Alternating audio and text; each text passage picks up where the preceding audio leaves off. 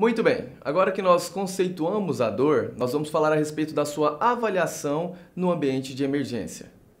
É super importante que nós façamos uma anamnese, uma história clínica, e examinemos direito esse paciente para que a gente possa então buscar a etiologia dessa dor e tratá-la adequadamente. Em relação à instalação da dor, nós temos que saber se essa foi uma instalação insidiosa, uma instalação aguda, a duração, se ela dura menos ou mais do que 3 meses para caracterizarmos como uma dor aguda ou uma dor crônica. As características dessa dor, latejante, constante, queimação, cólica, pois a partir dessas características nós podemos diferenciar uma dor do tipo somática em relação a uma dor do tipo visceral ou neuropática. A periodicidade dessa dor e também a sua intensidade para sabermos se essa dor vem associada, por exemplo, a uma ingesta alimentar, quando nós estamos falando de uma cólica biliar, ou mesmo uma dor que vem ao jejum, a depender do tipo de úlcera péptica, e a sua intensidade, pois essa intensidade, logo mais nós vamos falar a respeito dela, ela vai indicar qual tipo de tratamento nós vamos iniciar nesse paciente que chega a nós ao pronto-socorro. Além, é claro, de falar dos fatores desencadeantes e atenuantes dessa dor. Falando especificamente da dor neuropática, lembremos sempre que ela respeita uma topografia neuroanatomicamente plausível, ou seja, geralmente ela segue um dermatomo, como por exemplo uma dor por herpes zoster. Então, caso o paciente nos apresente sintomas neurológicos outros e uma dor específica de algum dermatomo, nós pensaremos em relação a uma dor neuropática. Já em relação a fatores atenuantes e desencadeantes, nós temos que pensar a respeito da vida laboral desse paciente, como ele fica posicionado nas suas atividades diárias, para a gente buscar a causa dessa dor, como é a qualidade do sono desse paciente, que isso sim influencia na dor, até mesmo buscar saber do ganho secundário desses pacientes têm. Por quê? O paciente que é tratado, seja pela dor ou seja por qualquer outro motivo, ele ganha atenção. Então esse ganho secundário pode criar um ciclo vicioso desse paciente buscando sempre manter essa situação em que ele vai estar ganhando atenção, seja de médico, seja da família ou de qualquer outra pessoa. E por último, a gente saber então do desempenho emocional do paciente frente à sua vida e frente à situação dolorosa.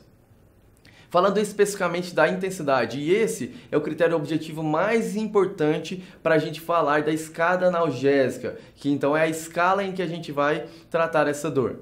A gente tem que documentar muito bem a dor do paciente.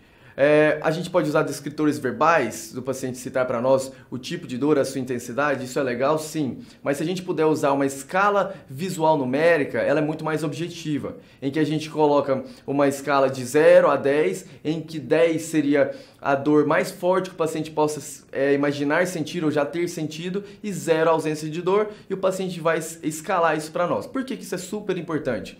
Porque baseado na graduação dessa escala, nós vamos falar se esse paciente tem uma dor leve, moderada ou uma dor grave, forte, e a partir disso a gente vai indicar qual seria o melhor plano analgésico para ele. É preciso então que a gente sempre trate e acredite no paciente em relação à sua dor. Não ache que isso é uma falácia. Então a gente não pode negligenciar o tratamento da dor do paciente, seria um erro ético.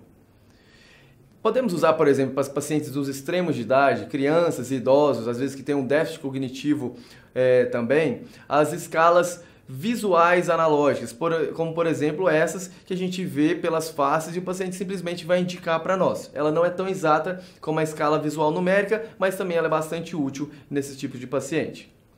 E para aqueles pacientes que chegam ao nosso pronto-socorro e não são comunicativos, ou porque têm deficiência de fala mesmo, ou porque eles têm algum rebaixamento de nível de consciência, ou qualquer outro motivo.